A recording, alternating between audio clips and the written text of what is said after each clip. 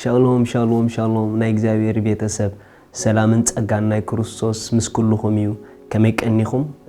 ከመይ ሓዲርኩም ኣንሓኹም ሰላሓዲኔ ሎሚ ድማ ከምቲ ኩሉ ግዜ ንጎንጎ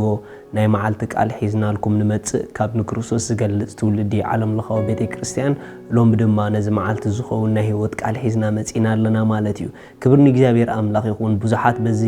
ፕሮግራም ትባርኹ ከም ደለኹም ሰሚዐ ብጣዕሚ ከዓ ደስ ብለኒ ምኽንያቱ ክትጥቀምሉ ምኽኣልኩም ክጠቕመኩም ምኽኣሉና ኣምላኽ ክብር ንቦ ማለት እዩ ኣብ ህይወት ኩሉ ግዜ ኣብ ዘርኢ ብጣዕሚ ሓይሊ ስለ ዘሎ ዘርኢ ድማ ዝዘራእካዮ ዓይነት ነገር ኢኻ ተዓጽድ ማለት እዩ ካብቲ ሓደ ኣብ ህይወትኩም ምስክርነት ክበዝሐልኩም ትደሊ እንድሕር ኮንኩም እቲ ዘለኩም ምስክርነት ቀዲምኩም ክትምስክሩለኩም ማለት እዩ እሱ ዘርኢ ክኾነልኩም ስለ ዝኽእል ማለት እዩ ስለዚ ፕሊስ በዚ ፕሮግራም እዚ ኣብ ህይወትኩም ዝተጠቀምኩም እግዚአብሔር ዝገበሮ ሰናይ ነገር በዚ ብታሕቲ ዘሎ ናይ ፌስቡክና ኣድረስ ኣብ ሜሴንጀር ኣቲኹም ተደሊኹም ድማ በዝናትና ኣብ ታሕቲ ዘሎ ኣድረስ ቴሌፎን ጂሜይል ጌርኩም እግዚአብሔር ኣብ ህይወትኩም ዝገበሮ ሰናይ ነገር ኩሉ ጽሓፉልና ኢኹም ንሕና ድማ ከነንብቦን ክንባረኸሉን ኢና ማለት እዩ ከምቲ ሶም ትባረኹ ደለኹም ንዓና ከዓ ብምስክርነትኩም ጌርኩም ባርኹና እግዚአብሔር ኣምላኽ ድማ ዝገብረልኩም ሰናይ ነገር ኣለዎ ክብርን እግዚአብሔር ኣምላኽ ይኹን ሎሚ ድማ ነዚ መዓልቲ ዝኸውን ናይ ህይወት ቃል ክንካፈል ኢና ሎሚ እንካፈሎ ቃል ራእይ ዝብል እዩ ራእይ ኣብ ህይወት ክሳዕ ክንደይ ኢምፖርታንት እዩ ራእይ ክሳዕ ክንደይ ኣብ ህይወት ኣገዳሲ እዩ ገለገለ ነገራት ኣብ ህይወት ኣዝዮም ክምለሱ ዘለዎ ዓበይቲ ነጥብታት ኣለዉ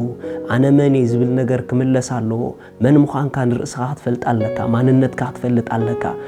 ንምንታይ ከም ዝተፈጠርካ ክትፈልጥ ኣለካ መወዳእታኻ ናበይ ምዃኑ ክትፈልጥ ኣለካ ናበይ ከም ትኸይድ ክትፈልጥ ኣለካ እዞም ነገራት እዚኦም ናበይ ዝኸይ ዘለኹ ጻውዒተይ እንታይ እዩ ዕላማ ኣምላኽ ኣብ ህይወተይ እንታይ እዩ ኣነ መን ዝብሉ ነገራት እሶም ብትክክል እንድሕር ደይ ተመሊሶም ንናብራ የኽቡዱ እዮም ኣብ ናብራና ክብደት ይፍጠር እዩ ብዙሕ ግዜ ኣብ ናብራና ክብደት ዝፍጠር ካብ ናይ ራእይ ዘይምህላው ዝተለዓለ እዩ ማለት እዩ መጽሓፍ ቅዱስ ከምዚ ይብል ኣብ ምሳሌ ምዕራፍ 29 ራእይ ዘየልቦ እንተኾነ ህዝቢ ስዲ ኸይድ ሕጊ ዝሕሉ ግና ብፁዕ ኢሉ ሪኢኹም ራእይ እንተዘየለ ኮይኑ ህዝቢ ስዲ ኸይድ ኢሉ ራእይ ዘይብላ ሃገር ለውጥ የብላን ራእይ ዘይብሉ ሰብ ለውጥ የብሉን ራእይ ዘይብሉ ህይወት ስዲ ዝኸይድ እንታይ ማለት እንድሕር ኢልኩምኒ መትሓዚ የብሉን ቅርጺ የብሉን ክጭበጥ ኣይክእልን እዩ ኖን ንሰባት ክጭበጠሎም ነቲ ሰብቲ ንባዕሉ ወይ ነታ ሰብቲ ንባዕላ ንርእሳ ህይወታ ኣይጭበጠላን እዩ ምኽንያቱ ንኹሉ ነገር ቅርጽ ክህልዎ መልክዕ ክህልዎ ዲፋይን ክትገብሮ ዝሕግዘካ ራእይ ዘለዎም ሰባት ኤቭሪ ስቴፕ ናይ ላይፎም ኣበይ ደረጃ ኣለዉ ናበይ ይኸዱ ኣለዉ እንታይ ተሪፎም ኣሎ ክንደይ ተሪፎም ኣሎ ኤቭሪቲንግ ኣብ ላይፎም ይግለጸሎምን ይፈልጥዎን እዮም ምኽንያቱ ቅድሚ ስጉምቲ ምጅማሮም ፍጻሜኦም ርኤዮም እዮም ኢየሱስ ንዘለኣሎም ጎይታ እዩ ኣሕዋት ሓደ ነገር ክንግረኩም ህይወት ናይ ጉዕዞ መድረኽ እያ ኩልና ኣብ ጉዕዞ ኢና ዘለና ኩልና ተጓዓዝቲና ተጓዓዛይ ድማ ቅድሚ ምጓዓዙ መወዳእቱን ዝበጽሖን ስፍራ ክፈልጥ ኣለዎ ኣበይ ከም ዝበጽሕ ከይፈለጠ ጉዕዞ ዝጀመረ ኣብ ኣዝዩ ኣድካሚ ዝኾነ ጆርኒ ይዳኣቱ ኣብ ኣዝዩ ኣድካሚ ዝኾነ ጉዕዞ ይዛኣቱ ንምንታይ ተተባሃለ ኣበይ ክበጽሕ ከም ዝግብኦ ከይፈለጠ ጉዕዞኡ ስለ ዝጀመረ ናበይ ከእንፍት ከም ዘለዎ ናበይ ክኸይድ ከም ዘለዎ ብትኽክል ክፈልጥ ኣይክእልን እዩ ዋይ ተተባሃለ መጨረሽኡ ኣይረኣዮን ኢየሱስ ጎይታ እዩ ስለዚ ትዝኾነ ጎደና ኣበይ ይዕርፍ ኣበይ በጺሑ ምናምን ድብሉ ሕቶታት ብትኽክል ክምልሶም ስለ ዘይክእል ኩሉ ግዜ ጉዕዞ ጥራሕ እዩ ጉዕዞኡ ድማ ፍረ ዘይብሉ ቅርጽ ዘይብሉ ውጽኢት ዘይብሉ ኣድካሚ ጉዕዞ እዩ ዝኸውን ካብቲ ሓደ ንላይፍና ሲምፕል ድገብሮ ራእይና እዩ رئيكم أحوات رأز اللهم سبات هيوتهم قفح يكونن هيوتهم تقبيبي هيوتهم قفح من يوم تدعيلكموني رأزي بلهم سباتهم حنساب بزاعتهم صنحوها دحر قرب مسرخب كام نابزاعتهم صنحوها دحر قرب مسرخب كام بزخودو صنحوها دحر قرب مسرخب كام كال جميرهم صنحوها بكا مزز متصنفاس نابز مچኦም زطواوي سبات رأي سلازي بلهم يو رأز اللهم سبات جن لوم رخيب كايوم دحر 10 عامات رخيب كايوم من قدهم حدا يو ጉዕዞኦም ሓደ እዩ ኣብ መንገዶም ከኣካብ ግዜና ብግዜ ፍረን ለውጥን እንዳምጽኡ ኣቅጣጫ ጉዕዞኦም ከይለወጡ ዝኾኑ ሰባት እዮም ኢየሱስ ንዘለዓለም ጎይታ እዩ ስለዚ ካብታ ሓደ ኣብ ህይወት ከነማረር ዝገብረና ካብታ ሓደ ንጉዕዞና መጨበጥ ንስእነሉ ካብታ ሓደ ንጉዕዞና መልክዑ ተባላሽዩ ንረኽቦ ካብታ ሓደ ጉዕዞ ህይወትና መቀረት ዝውሕዶ ንምንታይ ተዳኢልኩምኒ እቲ ጀሚርና የዘለና ጉዕዞ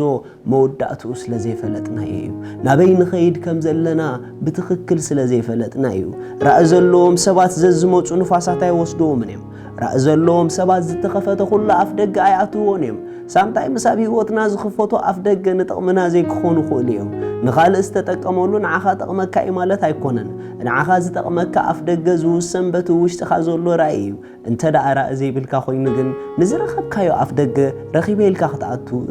ክትኣቱ ትኽእል ኢኺ ምስኣትኽዮ ተጓዒስኪ ኣብ መጨረሻ ናይቲ ጉዕዞ መጨረሻኡ ምስ በጻሕኪ ብኻ ዘይከድክዎ ትብሊ ርኢኹም ካብ ብኻ ዘይገበርክዎ ካብ ብኻ ዘይከድክዎ ዘናግፈና ራእዩ ራእይ ኣብ ህይወት ኣገዳሲ እዩ ርኢኹም ዕላማ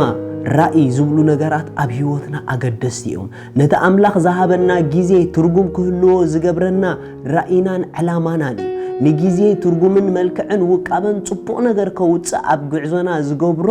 ዕላማና ራእይና እዩ ስለዚ ኣሕዋት ራእይና ኣብ ደገ ይኮነን ዘሎ ራእይና ውሽጥና እዩ ዘሎ ናይ ነፍስ ወከፍና ራእይ ኣብ ማንም የለን ናይ ነፍስ ወከፍና ራእይ ኣብ ውሽጥና እዩ ዘሎ ስለዚ ካብ ንደገ ጥራሕ ሙግያይ ሎሚ ንውሽጥኩም መለስ ኢልኩም እንታይ እዩ ደስ ዝብለኩም ናበይ ጉዕዘይ ዝብል ሕቶታት ንኽትምልሱ ኣቅድሚ እግዚአብሔር ቅረቡ ዲዛየር ናይ ውሽጥኩም ርእይዎ እንታይ ጽምዓትኩም ኣስተውዕልዎ እንተደኣ ረኺብኩምሞ ኣብ ህይወት ከም ትዕወቱ ርግጸኛ ኹኑ ካብቲ ዝገርመኩም ነገር ራእይኹም ተደኣ ፈሊጥኩምሞ ናበይ ከም ትኸዱ እንተደኣ ኣስተውዒልኩም ናይ ራእይ ሰባት እንተደኣ ኾንኩም ነቲ ራእይ ዝኾን ፕሮቪዥን ቀረብ ኩሉ ግዜ ካብ እግዚአብሔር ድሉው ይንዓኹም ንሰብ ራእይ ንራእይኦም ዝኸውን ቀረብ ካብቲ ልዑል ድሉው እዩ ምኽንያቱ ኩሉ ራእይ ተወዲኡ ውሽጢ ሰብ ይዝኣቱ ነቲ ዝተወደአ ራእይ ንዕኡ ስኻ ርኢኻ በይልካ ክጅምሮ ኾለኻ ኦሬዲ ኣምላኽ ስለ ዝወድኦ ከም ትፍጽሞ ርግጽ እዩ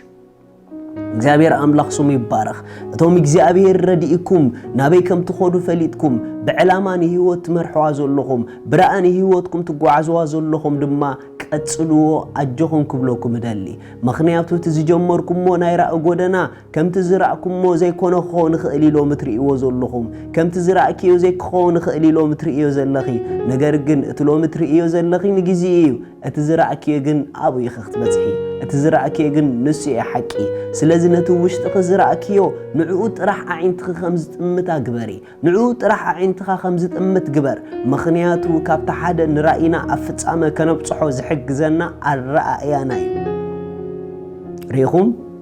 ንራእይና ኣብ ፍጻመ ክበጽሕ ዝገብሮ ኣረኣእያና እዩ ኩሉ ግዜ ፎክስናትና ናብቲ ንሓልፎ ጎደና የማን ጸጋም ዘጋጥመና ዘሎ ክኸውን የብሉን ኣብ የማን ኣብ ጸጋም ኣብ ቅድሜና ንሪኦም ነገራት ምናልባሽ ካብቲ ራእይና ከትርፉና ዝደልዩ ድምጽታት ኩነታት ክኾኑ ክእሉ እዮም ነገር ግን ነዚ ግዜያዊ ዝኾነ ጉዳይ ሓሊፍና ናብቲ ዝራእናዮ ራእይ ክንበጽሕ ንደልን ድሕር ኮይንና ለይትን መዓልትን ብዘይምቁራጽ ውሽጥና ነቲ እግዚኣብሔር ዝሃበና ራእይ ንዕኡ ጥራሕ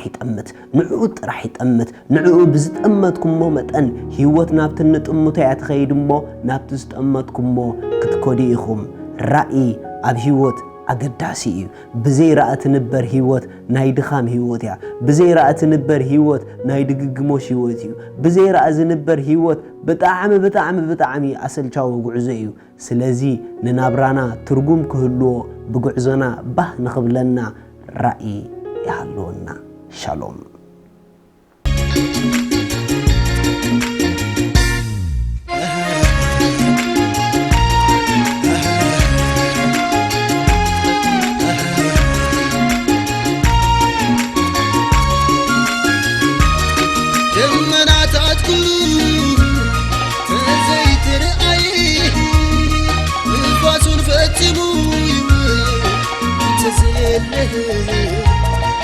በዚህ ጎዳ ጉዳይዋ